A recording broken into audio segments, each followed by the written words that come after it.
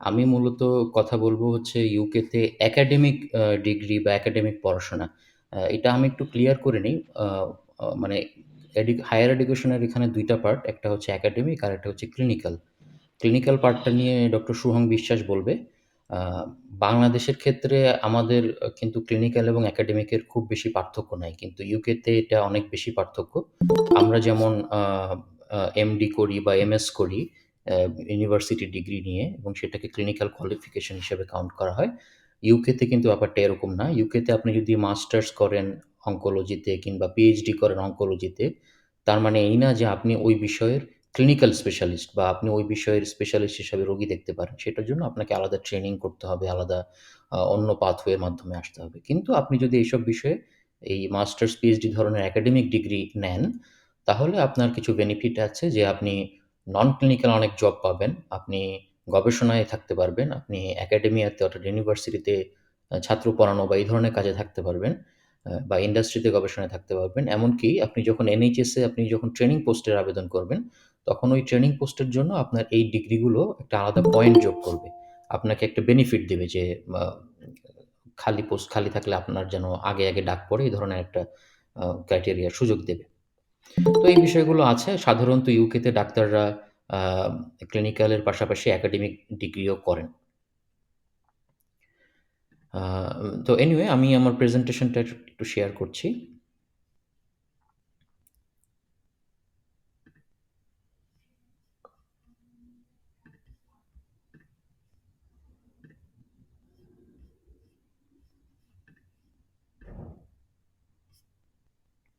হ্যাঁ, দেখা যাচ্ছে কি?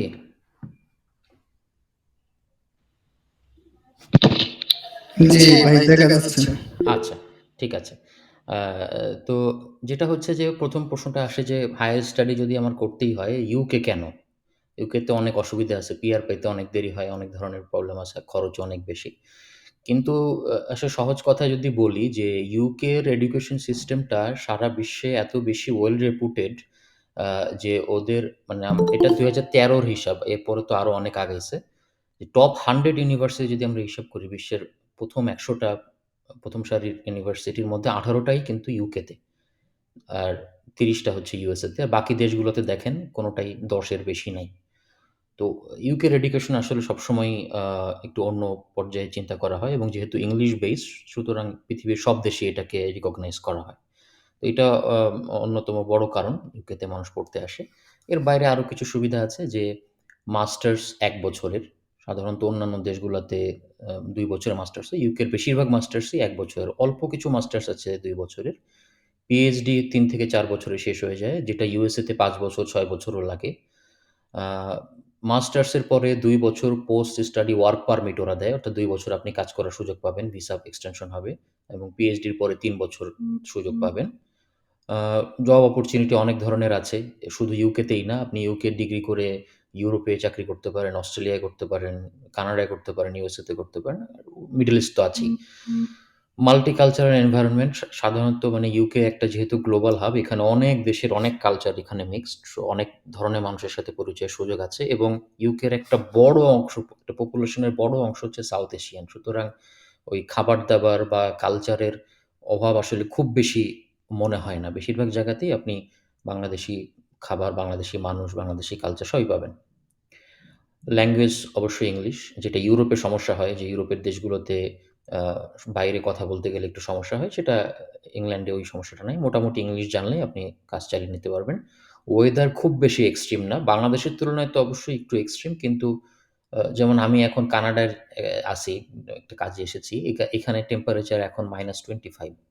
সো ইউকেতে কখনো এত কম হয় না। সাধারণত কম হলে -1, 2, 3 এর বেশি নামে না। আর গরমের সময় ৩০ ডিগ্রি পর্যন্ত ওঠে। এটাই হচ্ছে টেম্পারেচার, সহনীয়।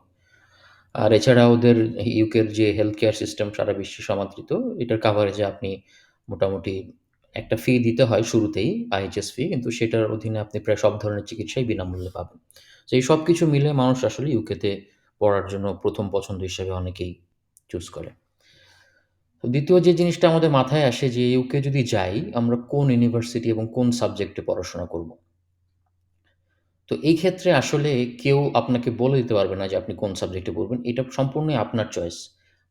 যেমন আমরা ইন্টারমিডিয়েটের পরে যে মেডিকেলে আসছি পড়তে কিংবা ধরেন ইঞ্জিনিয়ারিংয়ে পড়তে গেছি, সেখানে ফ্যামিলির একটা ভূমিকা থাকে। তারপরও নিজের তো একটা চয়েস থাকে যে আমার এই সাবজেক্টটা ভাল লাগে, ওই সাবজেক্টটা ভাল লাগে।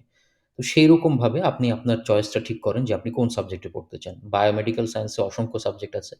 তো সেটার ক্ষেত্রে কোনটা আপনার পছন্দ, এটা আপনি যদি সাবজেক্টের নাম দেখে বুঝতে না পারেন, তাহলে ইউনিভার্সিটির ওয়েবসাইটে আপনি ওই সাবজেক্টগুলোতে কী, কী পড়ায় সেটা দেখেন। এমন হতে পারে ওই সাবজেক্টে খুব জটিল ধরনের ম্যাথের রিকোয়ারমেন্ট আছে বা কম্পিউটার প্রোগ্রামিং ল্যাঙ্গুয়েজের ব্যাপার-স্যাপার আছে যেটা আপনার হয়তো পছন্দ না। আপনি ওটাতে কনফিডেন্ট না। তো সেক্ষেত্রে ওই সাবজেক্ট চয়েস করা আপনার ঠিক হবে না। কিংবা আপনি দেখলেন যে আপনি ওখানে অনেক বেশি ল্যাব ওয়ার্ক আছে ওই সাবজেক্টটাতে। আপনি হয়তো ল্যাব ওয়ার্ক করতে চান না। তাহলে সেই সাবজেক্টটা আপনি বাদ দিতে পারেন। এছাড়াও সাবজেক্ট চয়েসের ক্ষেত্রে আরো দেখতে হবে যে এই সাবজেক্ট থেকে পাশ করে যাওয়ার পরে কি ধরনের জব হয়। তো সেটা সাধারণত ইউনিভার্সিটির ওয়েবসাইটে দেওয়া থাকে বা ওইখানে যারা অ্যালুমনাই আছেন আগে ওই সাবজেক্ট থেকে যারা কমপ্লিট করে গেছেন, তারা কোথায় আছেন? তাদের কিছু প্রোফাইল দেওয়া থাকে। সেখান থেকে ধারণা পাওয়া যায় যে এরা কি ধরনের জব করে এবং সেই জবের প্রোফাইল কি? সেই জবে কি করতে হয়? স্যালারি কেমন? এমপ্লয়াবিলিটি রেট কেমন? এগুলো ইউনিভার্সিটির ওয়েবসাইটে সাধারণত পাওয়া যায়। তো এই সব কিছু বিবেচনা করে আপনি যদি মোটামুটি ৩ থেকে ৬ মাস একটু আপনি ঘাটাঘাটি করেন বিভিন্ন ইউনিভার্সিটির ওয়েবসাইটে, আপনি একটা ধারণা পেয়ে যাবেন যে কয়টা সাবজেক্ট আপনার পছন্দের তালিকায় থাকতে পারে। আর ইউনিভার্সিটি পছন্দ করার ক্ষেত্রেও একটা বিষয় আছে যে কোন ইউনিভার্সিটি আপনি চুজ করবেন। তার আগে আমি এখানে একটা লিঙ্ক দিয়েছি দেখেন findamasters.com এবং findaphd.com। সো এই দুটো হচ্ছে আমাদের একটা এক ধরনের শর্টকাট বলতে পারেন। যে ফাইন্ড এ মাস্টার্স এর মধ্যে গেলে আপনি যদি আ আপনার পছন্দের সাবজেক্ট সিলেক্ট করেন এবং কোন দেশে যেতে চান সেটা সিলেক্ট করে দেন, তাহলে ওরা একটা লিস্ট দিয়ে দিবে যে কোন, কোন ইউনিভার্সিটিতে এই আ কোর্সগুলো অফার করা হচ্ছে, আপনার সাবজেক্ট অফার করা হচ্ছে এবং সেগুলোর খরচ কেমন। তো সেখান থেকে আপনি একটা আইডিয়া পেয়ে যাবেন। ফাইন্ড এ পিএইচডি হচ্ছে পিএইচডির জন্য। একইভাবে পিএইচডি আপনি অনেক প্রজেক্ট খুঁজে নিতে পারেন বিভিন্ন ইউনিভার্সিটিতে। আচ্ছা, ইউনিভার্সিটি চয়েসের ক্ষেত্রে একটু বলি। ইউকেতে মানে মোটা দাগে ৩ ধরনের ইউনিভার্সিটির কথা বলতে পারি। একটা হচ্ছে অক্সব্রিজ। অক্সব্রিজ মানে হচ্ছে অক্সফোর্ড আর কেমব্রিজকে অক্সব্রিজ একসাথে বলা হয়। এই দুটো হচ্ছে একদমই এলিট ২ টা ইউনিভার্সিটি আপনারা জানেন সারা পৃথিবীতে। অক্সফোর্ড বোধহয় ১ম আর কেমব্রিজ বোধহয় 2nd বা 3rd হবে আরকি র‍্যাংকিং এ। সো এই ২ টা ইউনিভার্সিটির সবকিছুই আলাদা। আ এই ২ টা আপনি যদি খুব বেশি কনফিডেন্ট থাকেন, ওদের অবশ্যই অ্যাডমিশন রিকোয়ারমেন্ট অনেক বেশি। আ টিউশন ফি অনেক বেশি। সবকিছু মিলিয়ে অনেক খরচ। কিন্তু আপনি যদি কনফিডেন্ট থাকেন তাহলে অবশ্যই আমি বলব যে অক্সব্রিজের যেকোনো একটাতে আপনি এপ্লাই করতে পারেন। ২য় হচ্ছে রাসেল গ্রুপ ইউনিভার্সিটি। এটা হচ্ছে যেমন ইউএসএ তে বলে হচ্ছে আইভি লীগ ইউনিভার্সিটি, ইউকে তে এরকম রাসেল গ্রুপ ইউনিভার্সিটি। এটা ইউকের টপ কিছু ইউনিভার্সিটি ২৪ টা ইউনিভার্সিটি মিলে একটা গ্রুপ আরকি। এবং এরা বিখ্যাত কারণ হচ্ছে যে এদের রিসার্চের মান খুবই ইন্টারন্যাশনালি রিকগনাইজড এবং বিভিন্ন রিলেভেন্ট ইন্ডাস্ট্রি আ এবং যারা জব দেয় তাদের সাথে এদের খুব ভালো লিঙ্ক আপ থাকে। সাধারণত এইসব ইউনিভার্সিটির থেকে পাশ করে গেলে এটা রেপুটেশনটা অনেক ভালো হয় আরকি। সিভিটা অনেক ভারী হয়। কিন্তু একইভাবে রাসেল গ্রুপ ইউনিভার্সিটিরও খরচ অনেক বেশি এবং রিকোয়ারমেন্টও অনেক বেশি। আর এর বাইরে আছে আপনার অন্যান্য যেসব ইউনিভার্সিটি সেটা বিভিন্ন সিটি ওয়াইজ ডিফারেন্ট হয়। তো এটার কথা আমি একটু পরে বলব। রাসেল গ্রুপের কথা বললাম ২৪ টা ইউনিভার্সিটি এখানে আছে। আ আ কিছু দিয়েছি বা আপনারা গুগল করলেও এটা পেয়ে যাবেন। ইউনিভার্সিটি অফ গ্লাসগো আছে। আমি যেখানে মাস্টার্স করেছি এবং পিএইচডি করছি ইউনিভার্সিটি অফ শেফিল্ড আছে, সাউদাম্পটন আছে। এরকম আরো অনেকগুলো ম্যানচেস্টার ইউনিভার্সিটি আছে। কেমব্রিজ আছে এটার মধ্যে। সো এগুলো সবই হচ্ছে আপনার বা লন্ডনের ইউসিএল আছে। এগুলো সবই রাসেল গ্রুপ ইউনিভার্সিটি। ইউনিভার্সিটি চয়েসের ক্ষেত্রে আরেকটা জিনিস দেখতে পারেন যে ইন্টারন্যাশনাল র‍্যাংকিং কেমন। তো র‍্যাংকিং দেখার অনেকগুলা আ র‍্যাংকিং সিস্টেমই আছে। তার মধ্যে ২ টা বেশি চলে। একটা হচ্ছে কিউএস র‍্যাংকিং আরেকটা টাইমস হায়ার এডুকেশন র‍্যাংকিং। আ ২ টাতে একটু ডিফার করে কিন্তু বেসিক্যালি কাছাকাছি। তো আপনারা কিউএস র‍্যাংকিং বা টাইমস হায়ার এডুকেশন র‍্যাংকিং এর ওয়েবসাইটে যেয়ে আপনি আ ইউকে সিলেক্ট করে টপ 100 দিলে অথবা আপনি গ্লোবালি টপ 100 ইউনিভার্সিটি দিলে ওখানে অনেক ইউনিভার্সিটি চলে আসবে কিংবা আপনি যে ইউনিভার্সিটি সিলেক্ট করেছেন সেটার নাম লিখলে তার গ্লোবাল র‍্যাংকিং কত এটা চলে আসবে। তো আমি এক্ষেত্রে বলব যে a top 500 university is good enough. তবে যদি ফাইন্যান্সিয়াল প্রবলেম থাকে সেক্ষেত্রে ৫০০ থেকে ৮০০ র মধ্যেও চাইলে আপনি সিলেক্ট করতে পারেন। আরেকটা জিনিস দেখতে হবে যে লোকেশন কোথায় ইউনিভার্সিটির। সেটা কি লন্ডনে, বার্মিংহামে, ব্রাইটনে? এই ৩ টার কথা কেন বললাম? লন্ডন, বার্মিংহাম, ব্রাইটন এই জায়গাগুলো স্পেশালি লন্ডন, লন্ডনের লিভিং এক্সপেন্স অনেক, অনেক বেশি। বার্মিংহাম, ব্রাইটন এই ২ টা শহরও অনেক বেশি এক্সপেন্সিভ। অন্যদিকে শেফিল্ড, নটিংহাম, লিভারপুল ছাড়াও আরও এরকম অনেকগুলো সিটি আছে। সেগুলোতে লিভিং কস্ট অনেক কম। খুব কম বাসা ভাড়া, খাবার-দাবার, যাতায়াত খরচ এগুলো অনেক কম। তো সুতরাং আপনি যদি সেলফ ফান্ডে পড়তে আসেন বা পার্সিয়াল স্কলারশিপ থাকে আপনাকে কিন্তু এটা চিন্তা করতে হবে যে কোন সিটিতে আপনি থাকবেন। রিকোয়ারমেন্টস অবশ্যই ওই সাবজেক্টগুলোর জন্য ইংলিশ ল্যাঙ্গুয়েজ টেস্ট বাধ্যতামূলক। সো আপনি দেখবেন যে ওরা IELTS এর স্কোর কত চেয়েছে। সাধারণত ৬ থেকে ৭ এর মধ্যে সব ইউনিভার্সিটি কভার হয়ে যায়। অক্সফোর্ডের ১ টা ২ টা সাবজেক্টে বা কেমব্রিজের ১ টা ২ টা সাবজেক্টে হয়তো ৭.৫ চাইতে পারে। বাট সেটা খুব রেয়ার। এছাড়াও সাবজেক্ট স্পেসিফিক রিকোয়ারমেন্ট থাকতে পারে। ইউনিভার্সিটির অন্যান্য আলাদা রিকোয়ারমেন্ট থাকতে পারে। এগুলো একটু পরে বলব। টিউশন ফি নিয়ে চিন্তা করতে হবে। লিভিং কস্ট এর কথা বলেছি। এবং পার্ট টাইম জব আপনি যদি চিন্তা করেন যে আপনার ফান্ড কম, আপনি পার্ট টাইম জব করে সেখানে লিভিং এক্সপেন্স উঠাবেন। তাহলে কিন্তু ওই যে লন্ডন, বার্মিংহাম, ব্রাইটন এইসব বিজি সিটি বা বড় সিটিগুলো কিন্তু ভালো। কারণ ওখানে খরচ বেশি হলেও ওখানে কিন্তু আপনি প্রচুর জব পাবেন। অন্যদিকে যেখানে খরচ কম, ছোট শহর সেই জায়গাগুলোতে কিন্তু জব কম। তো এই ২ টার একটা ব্যালেন্সে আপনাকে আসতে হবে। তো এই সবকিছু মিলিয়ে আপনি ৩ থেকে ৬ মাস সময় নেন এপ্লাই করার আগে। আপনি সাবজেক্ট চুজ করেন, ইউনিভার্সিটি চুজ করেন। ৪ টা থেকে ৫ টা ইউনিভার্সিটি চুজ করেন। আ সেগুলো নিয়ে আপনি পরবর্তীতে কাজ করেন। অথবা আপনি সরাসরি বিভিন্ন এজেন্সি আছে বাংলাদেশে তাদের সাথে কনট্যাক্ট করতে পারেন। তারা কনসালটেশন অফার করে। হ্যাঁ, তো সেগুলো নিয়ে আপনি হচ্ছে তাদের কাছে ইনফরমেশন অলরেডি রেডিমেড থাকে। আপনি কি করতে চান, কোথায় যেতে চান বললে ওরা হয়তো আপনাকে গোছানো ইনফরমেশন দিতে পারবে। তো আজকের এই প্রোগ্রামটা যারা আয়োজন করেছে লুমিও ক্যারিয়ার প্ল্যাটফর্ম তাদেরকেও আপনারা চাইলে মেইল দিতে পারেন। আমি মেইল অ্যাড্রেস দিয়েছি। সো এখান থেকে হয়তো আপনারা স্পেসিফিক আপনাদের ডিজায়ার অনুসারে উত্তর পাবেন বা কনসালটেন্টের পরামর্শ নিতে পারবেন।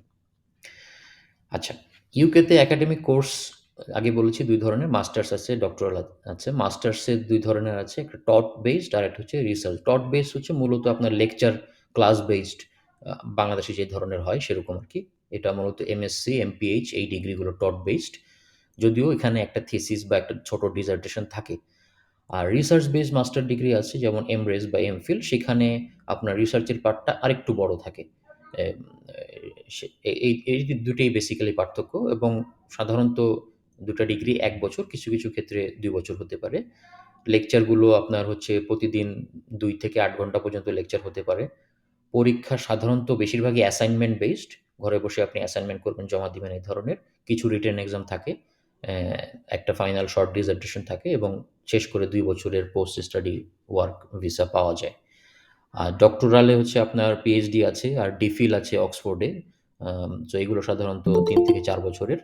আ এক্সটেন্সিভলি রিসার্চ বেসড আপনার এখানে ধরেই নেয় যে আপনি ইন্ডিপেন্ডেন্ট লার্নার। সো যদিও আপনার সুপারভাইজার আপনাকে গাইড করবে কিন্তু নিজে, নিজেই আপনি আসলে নতুন কিছু গবেষণা করবেন। লার্নিং বাই ডুইং মেথডে কাজ করবেন এবং শেষ করার পরে ৩ বছরে আপনি পোস্ট স্টাডি ওয়ার্ক সুযোগ পাবেন। কি, কি লাগে? পার্সোনাল স্টেটমেন্ট এটা সব ইউনিভার্সিটিতে এপ্লাই করার ক্ষেত্রে এটার প্রয়োজন হবে। তো আ এক ১,০০০ থেকে ৪,০০০ ওয়ার্ডের একটা এসের মতো আপনাকে লিখতে হবে যে কেন আপনি ইউকেতে হায়ার স্টাডিতে আসতে চান বা এই ইউনিভার্সিটিতে আসতে চান বা এই সাবজেক্টে পড়তে চান। আ এই সাবজেক্টে পড়লে আপনার কি সুবিধা হবে? আপনি দেশে যেয়ে বা আপনি যেখানেই থাকেন না কেন কি করবেন? আপনার ক্যারিয়ার গোল কি? তারপর হচ্ছে আম আপনি আপনার নিজের কি কোয়ালিফিকেশন আছে যেটার জন্য আপনি মনে করেন যে ওই ইউনিভার্সিটি আপনাকে সুযোগ দিবে? যে আপনার হয়তো একাডেমিক ব্যাকগ্রাউন্ড এটার সাথে মেলে বা আপনার ডেডিকেশন এটার সাথে মেলে, আপনার কাজের এক্সপেরিয়েন্স এই সাবজেক্টের সাথে মেলে। তো এইগুলো মিলে আপনাকে আ কাইন্ড অফ নিজেকে সেল করার মতো, নিজের কোয়ালিফিকেশন বলার মতো। তো এই মিলে আপনাকে একটা ১ থেকে ৪,০০০ ওয়ার্ডের একটা এসে লিখতে হবে। স্পেসিফিক হলে ভালো হয়। এই পার্সোনাল স্টেটমেন্টের অনেক ফরম্যাট গুগল করলে পাবেন। দেখবেন যে সবাই খুব একরকম কথাবার্তা লিখছেন। তো একরকম কথাবার্তা লিখলে আসলে চান্সটা কমে যায়। সো আপনি আপনার জন্য স্পেসিফিক যা সেটা লিখবেন, যেটা অন্য কারো মধ্যে নাই। লেটার অফ রিকমেন্ডেশন লাগে সাধারণত ২ থেকে ৩ টা। এটা হচ্ছে প্রেফারেবলি একাডেমিক অর্থাৎ আপনার যারা টিচার ছিল, আপনার আন্ডার গ্র্যাজুয়েট কোর্সের যারা টিচার ছিল বা বাংলাদেশে মাস্টার্স করে থাকলে সেটার যারা টিচার ছিল, এইরকম একাডেমিক আ সুপারভাইজারের কাছ থেকে নিতে পারেন অথবা কারেন্ট যে এমপ্লয়ার আছে বা পাস্ট এমপ্লয়ার আছে এরকম একজনের কাছ থেকে নিতে পারেন। তো তারা কি বলবে? তারা আপনার সম্পর্কে ওই যে একই রকম প্রশংসাসূচক কিছু কথাবার্তা লিখবে যে কেন আপনাকে আসলে ওই দেশে এবং ওই সাবজেক্টে সুযোগ দেওয়া উচিত। আপনার মধ্যে কী স্পেসিফিক গুণাবলী আছে, আপনার লার্নিং ডেডিকেশন এইগুলো কেমন, আপনার রাইটিং, টাস্ক ম্যানেজমেন্ট এইসব স্কিল কেমন, লিডারশিপ, নেটওয়ার্কিং স্কিল আছে কিনা ইত্যাদি। তো এইগুলোও কমন ফরম্যাট পাওয়া যায়। আপনি দেখতে পারেন কিন্তু কপি পেস্ট করলে সেটা কাজে লাগবে না। আপনার নিজের জন্য স্পেসিফিক যেটা হয় এরকম ২-৪ টা কথাবার্তা লিখে বাংলাদেশে সাধারণত লেটার অফ রিকমেন্ডেশন নিজেকেই লিখে নিয়ে যেতে হয়। সো আপনি নিজেই লিখে আপনার সুপারভাইজার বা আপনার রেফারিকে দিবেন। তারা হয়তো দেখে-টেখে চেক করে আপনাকে সাইন করে দিবে। সেটা আপনি আপলোড করবেন। অথবা তাদের কাছে ইমেইল যাবে, ওই ইমেইলে তাদেরকে আপলোড করতে হবে। তো এইটা আপনার জন্য স্পেসিফিক যেসব কথাবার্তা সেগুলো আপনি ওখানে লেখার চেষ্টা করবেন। ল্যাঙ্গুয়েজ টেস্ট বলেছি যে IELTS এ ৬ পেলে অলমোস্ট অধিকাংশ ইউনিভার্সিটিতে হবে, ৭ পেলে প্রায় সব ইউনিভার্সিটিতেই হবে।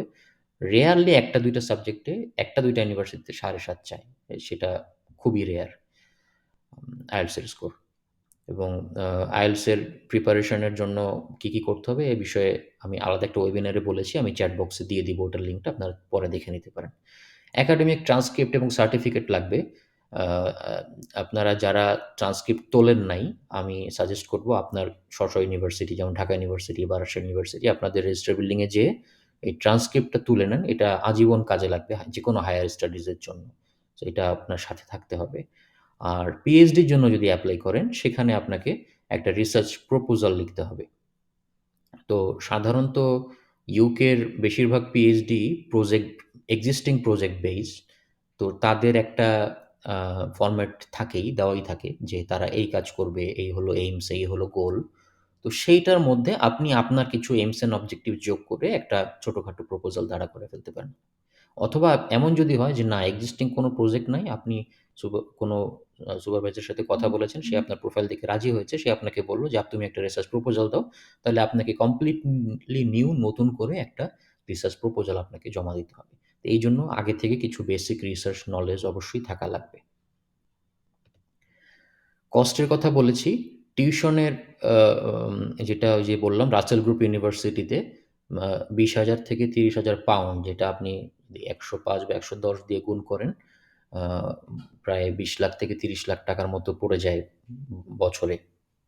কিন্তু আর এর বাইরে অন্য যে ইউনিভার্সিটিগুলো আছে সেখানে আপনার as low as ৳৮,০০০ অর্থাৎ ৳৮,০০,০০০ থেকে আপনার ৳২০,০০,০০০ পর্যন্ত বিভিন্ন রেঞ্জের আম আপনার ইয়ে আছে, টিউশন ফি আছে। এবং আ অনেক ইউনিভার্সিটি আ ইন্টারন্যাশনাল স্টুডেন্টদের জন্য একটা বেসিক আ আপনার একটা স্কলারশিপ দেয়। কোথাও ২,০০০, কোথাও ২,৫০০, কোথাও ১০,০০০ পর্যন্ত দেয়। তো ওইগুলো মিলে হয়তো টিউশন ফিটা একটু কম বেশি হতে পারে। লিভিং কস্টের বিষয় আছে। লিভিং কস্ট সাধারণত যেটা বললাম যে লন্ডনের বাইরে অন্যান্য সিটিতে আপনি ৳৮০০ থেকে ৳১,২০০ এর মধ্যে মোটামুটি লিভিং কস্ট হয়ে যাবে। কিন্তু লন্ডন বেসড যদি হন বা এরকম বড় বিজি সিটি হয় সেক্ষেত্রে আপনার ৳১,২০০ থেকে ৳২,০০০ ও লাগতে পারে।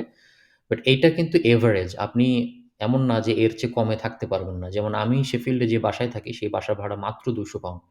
শুভং বলবে ও যে বাসায় থাকে ওর বাসা ভাড়া কত ওর কাছে শুনে নিয়েন। তো এরকম অনেক জায়গা আছে বা ইভেন লন্ডনেও এমন কিছু জায়গা আছে যে খুবই হয়তো থাকার পরিবেশ অতটা ভালো না। কিন্তু আপনি কোনমতে হয়তো ব্যাচেলর মানুষ বা আপনি একা আসছেন, আপনি কোনভাবে থেকে দিন পার করতে কষ্ট করে থাকতে পারবেন।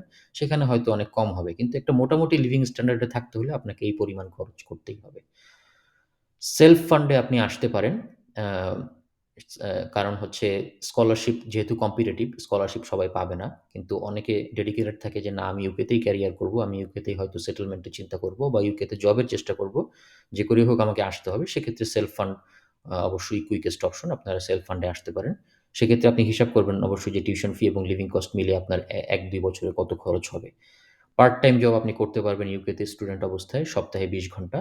যেটার ইউকেতে মিনিমাম সেলারি হচ্ছে ঘন্টায় ৳৮ কিন্তু আপনার বেশিরভাগ জবই হচ্ছে হয়তো ১০ থেকে ৳১৫ এর মধ্যে আপনি পার্ট টাইম জব পাবেন ঘন্টা বেসিসে। ৳২০ এরও পেতে পারেন আপনার যদি স্কিল থাকে বা ইভেন চাইলে আরও বেশিও হতে পারে। আপনার যদি আগের থেকে দক্ষতা থাকে, রিকমেন্ডেশন থাকে আপনি হয়তো দেখা গেল যে এখানে A level, O level student বা এই ধরনের স্টুডেন্টরা পার্সোনাল টিউটর খোঁজে। তো তাদেরকে আপনি যদি পড়ান সেক্ষেত্রে ঘন্টায় ৳২৫, ৳৩০ এরকম আ সেলারিও আপনি পেতে পারেন। তো এই সব মিলে আপনি কিন্তু আপনার যে লিভিং এক্সপেন্সটা সেটা পার্ট টাইম জব করে আপনি পোষায় নিতে পারেন। আপনার স্পাউস যদি আপনার সাথে আসে, স্পাউস ফুল টাইম ওয়ার্ক করতে পারবে। সুতরাং সেও আপনাকে আপনার টিউশন ফি এবং লিভিং কস্ট এর ক্ষেত্রে কন্ট্রিবিউট করতে পারে। স্কলারশিপের কথায় আসি। যারা সেলফ ফান্ডে যেতে পারবেন না, চিন্তা করছেন, তাদের জন্য কিছু স্কলারশিপ আছে। ফুল স্কলারশিপ। ফুল স্কলারশিপ বলতে বোঝায় টিউশন ফি এবং লিভিং এক্সপেন্স ২ টা সহ। একসাথে পুরোটাই।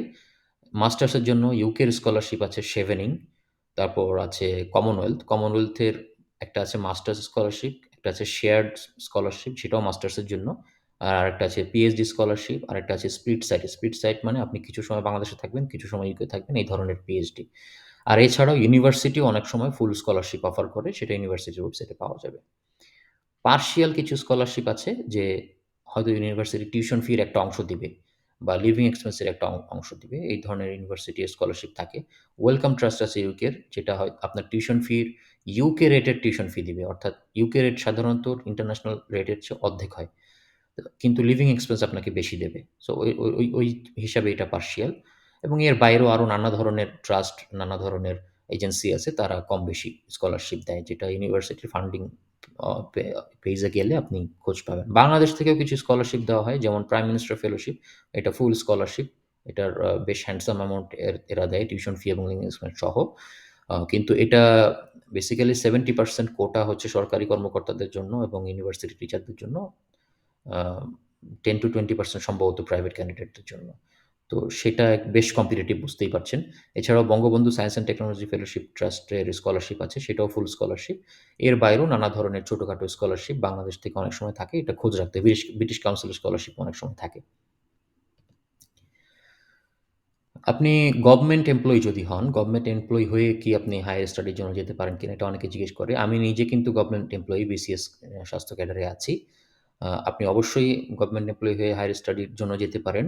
এজন্য আপনাকে আপনার মন্ত্রণালয়ে ডেপুটেশন বা প্রেষণ যেটা বলে, যেটা আমাদের আপনারা পরিচিত যে বিএসএমইউতে যারা ডিগ্রি করতে যান বা এফসিপিএস করতে যান, আপনারা ডেপুটেশন পান। তো একইভাবে ফরেন ডেপুটেশন পাওয়া সম্ভব।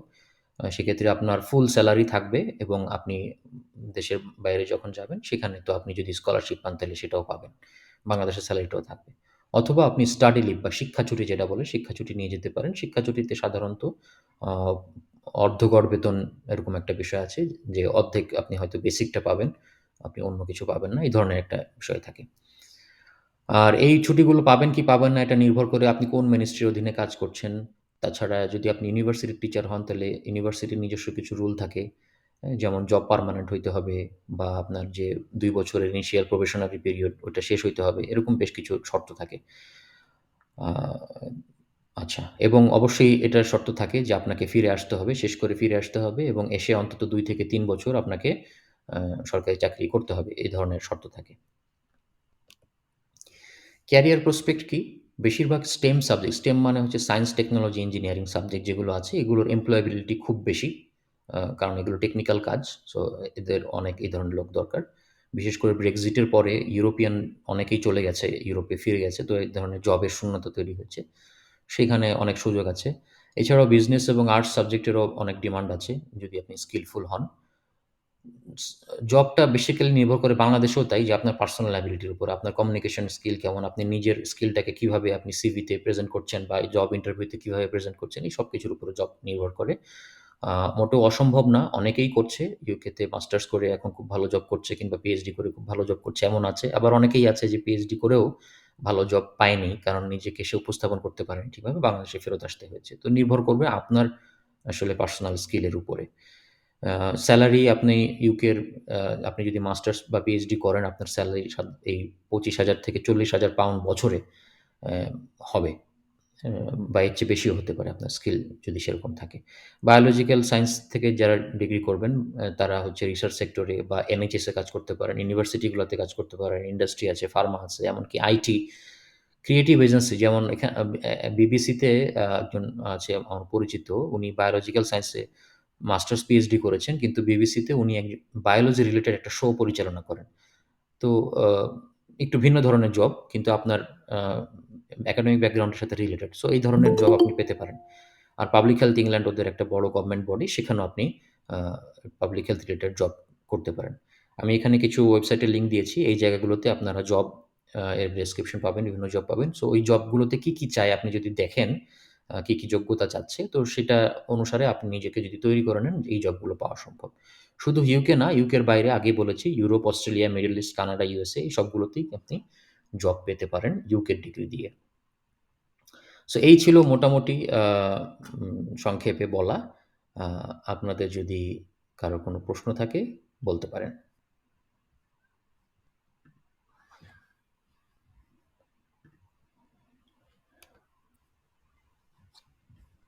চ্যাট বক্সে কোনো প্রশ্ন এসেছে কিনা?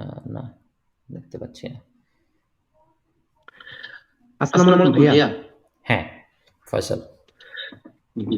ভাইয়া আমার একটা প্রশ্ন ছিল, এটা হচ্ছে আমরা যদি মানে কেউ যদি প্ল্যাব বা এমআরসিপি রুটে এনএইচএস এ জয়েন করার পরে তারপর যদি মাস্টার্স করতে চায়, সেক্ষেত্রে এনএইচএস থেকে যে স্যালারিটা পাবে সেই স্যালারি দিয়ে কি সেলফ ফান্ডেড মাস্টার্স করা যাবে কিনা বা এটা পসিবল কিনা?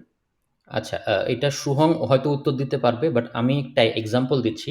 আমি এখন পিএইচডি করছি। আমার এই গ্রুপে, রিসার্চ গ্রুপে আরো ২ জন পিএইচডি করছেন। তারা ফাইনাল ইয়ারে আছেন। তারা ২ জনই এনএইচএস এর ডক্টর। আ এবং তারা যে চাকরি ছেড়ে দিয়ে করছে তা না। তারা চাকরি রেখেই, ডিউটি করেই পাশাপাশি পিএইচডি করছে। তারা বেতনও পাচ্ছে, এবং তারা পিএইচডি কন্টিনিউ করছে। তবে পিএইচডিতে, মানে বিশেষ করে ল্যাব সায়েন্স বেসড পিএইচডিতে আলাদা একটা রিসার্চ ফান্ড লাগে। কারণ ওই যে ল্যাবের রিএজেন্ট-টিএজেন্ট অনেক কিছু কিনতে হয়। ওগুলো একটা কস্টিং থাকে। সো ওইটা তখন হচ্ছে বিভিন্ন ছোটখাটো ফান্ড লিখতে হয়, গ্রান্ট লিখতে হয়। লিখে কিছু বিভিন্ন এজেন্সি থেকে কিছু টাকা ম্যানেজ করতে হয়। তারপর সেটা দিয়ে হয়। কিন্তু করা সম্ভব। মাস্টার্স ব্যাপারটা আমার জানা নাই। এটা হয়তো শুভং বলতে পারবে। Thank you. আচ্ছা, কোয়েশ্চেন একটা দেখছি যে এমবিবিএস এর পরে আমাদের পেপারস কোনো কনভার্সন করা না। আ ইউকের জন্য আপনাকে কোনো সিজিপিএ কনভার্সন বা ওয়েস কনভার্সন এসবের কোনো কিছু প্রয়োজন নাই। আপনার জাস্ট একাডেমিক ট্রান্সক্রিপ্টটা এবং সার্টিফিকেটটা তুললেই হবে। ওখানে যেভাবে মার্ক দেওয়া আছে, মার্কিং সিস্টেম, ইউকে এটাকে অ্যাডমিট করে। আপনি যখন ইউনিভার্সিটিতে এপ্লাই করবেন দেখবেন যে ওরা জিজ্ঞেস করবে যে আপনার কেমন? আ স্কোর কি ছিল? তো সেখানে আপনি পাস, ফেইল বা আপনি সাধারণত পার্সেন্টেজ, কত পার্সেন্টেজ মার্ক পেয়েছেন সেইটা আপনি উল্লেখ করতে পারেন।